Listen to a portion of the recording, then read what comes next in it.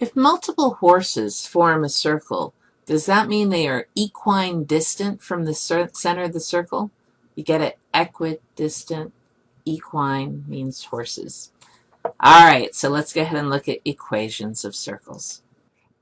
All right, now we're going to use an applet to explore the equation of a circle. So you can see this is something I created on GeoGebra.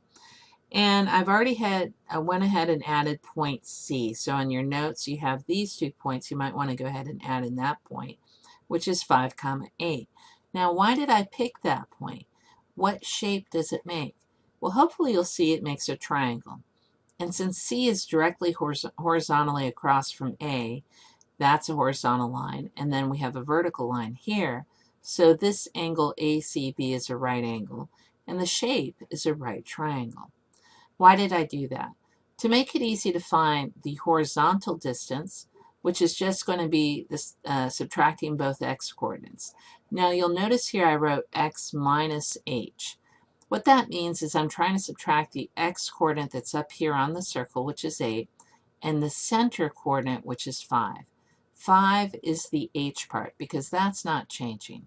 But my point will change later when I play with this.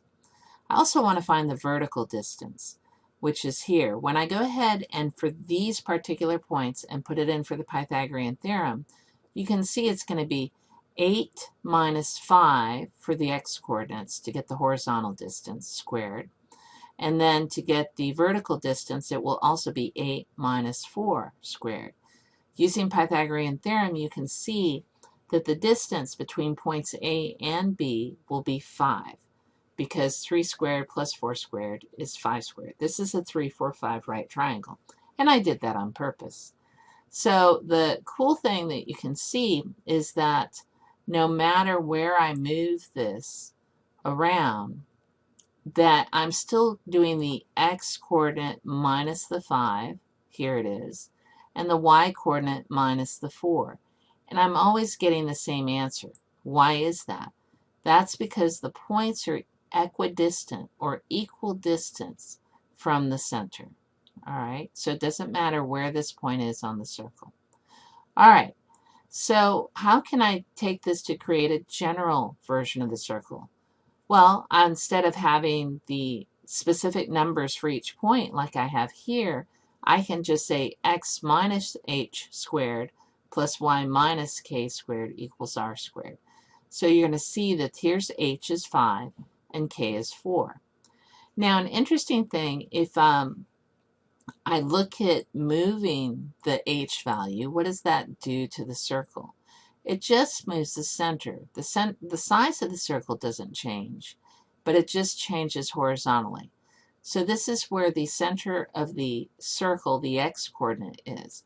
So I can have it centered on the y-axis. Here I can also move the circle up and down by changing the k value, which is the y-coordinate. So I can have it centered right there if I wanted to. I can change the radius, so it comes down to whichever number you like. And as you can see, now that I changed the radius to 1.8, I'm getting 1.8 squared here. And as you see, I move here, what I'm subtracting changes. Now I'm subtracting 4 and 2 because h and k are 4 and 2. So as I move the slider along, these values are changing, but only the front values here, the x and the y, are changing. So what we just saw in the last applet, we were playing around and we saw, first of all, the radius is the same around the circle. That means all points are equidistant from the center of the circle. So we were able to use the Pythagorean theorem to create the equation of a circle, where we have the coordinates, which represent x and y, and then we have the center of the circle, h and k. That's the distance we were looking at.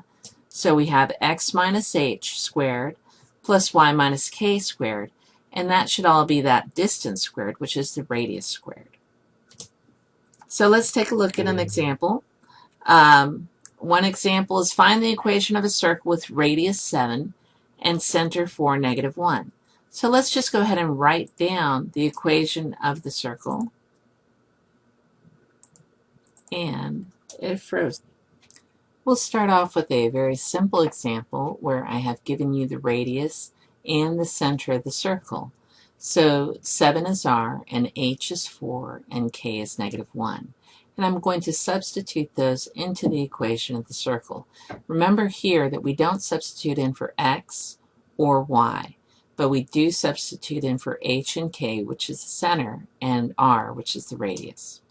So here I have x minus 4 squared plus y minus -1 squared equals 7 squared. The minus and -1 I could change to +1, and the 7 I can square to get this, which is x minus 4 squared plus y plus 1 squared equals 49.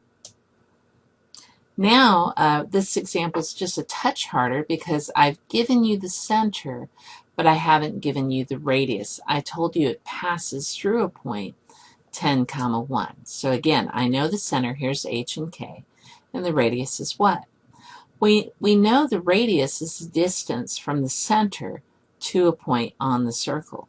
So I'm going to use the distance formula, substituting in 10 minus -2, so that's like x2 minus x1 squared, and 1 minus 6. And squaring everything and adding, I get the distance is the square root of 169, which means the radius is 13. So then I can substitute in the radius of 13 and this center point back into the equation of the circle. So I get x minus -2 squared plus y minus 6 squared is 13 squared. And I can actually make that a little bit simpler. X plus 2 squared plus y minus 6 squared is 169. This problem takes it up yet another notch. So I haven't told you the center and I haven't told you the radius, but I did give you the endpoints of the diameter. Well, the center will be the midpoint of the diameter. It's going to be right in the middle. So first find the x-coordinate for the midpoint by adding the 2 x-coordinates here and dividing by 2. Do the same thing to find the y-coordinate of the midpoint. Now I'm going to find the distance between that midpoint and one of the endpoints of the diameter. Because remember, the radius is a distance from the center to the edge of the diameter. So it's half the diameter. I could have also found the length of the diameter and just divided that by 2. But I think it's a little easier to use this point and the 4, 5. And then you don't have to remember to divide by 2. So the distance is going to be 4 squared plus 2 squared. That's 16 plus 4. It's square root of 20. The radius will be square root of 20. The center is 4, 5. So I'm substituting these into the equation of a circle, and I remembered that square root squared just gives me that number. So here's the final answer. In this last example, now I've given you the equation of the circle, so you have to figure out the center and the radius. Well, remember it's x minus a number squared. Well, what could I subtract so that it turns into +1? Well, that's x minus a -1. So the x-coordinate is -1. Here, it's easier to see the y-coordinate, which is 3. Maybe the easiest way to remember this is what makes these 0. What do I have to put in for x to make this first part 0? I need a -1. How do I make this part 0? I put in 3. Now the radius is simpler. You just take the square root of this number that's off by itself. So the radius in this case is 4. Plotting the point, there it is, -1, 3. And then I pick some points 4 units out and connect them. And there's my circle. Admittedly, not a perfect circle. Now I want to shift the center 2 units left and 5 units down. So what are the coordinates for the new center of the circle? It's at -3, -2. That circle will also have a radius of 4. And so I'm just keeping the 4 here, but now I'm writing the equation with this new h and k. So my answer is x minus -3 squared plus y minus -2 squared equals 4 squared. I could rewrite this, I'm a little out of room, to x plus 3 squared plus y plus 2 squared is 16. So in reflection, how is the distance formula related to the Pythagorean theorem? Hopefully you'll remember they're the same thing, except one's more in notation for coordinates and the other one is length of sides of the triangle. What does equidistant mean? That means equal distance. In circles, the edges of a circle are equidistant, equal distant from the center. What theorem is used to create the equation of a circle? Well, hopefully you saw it was the Pythagorean theorem.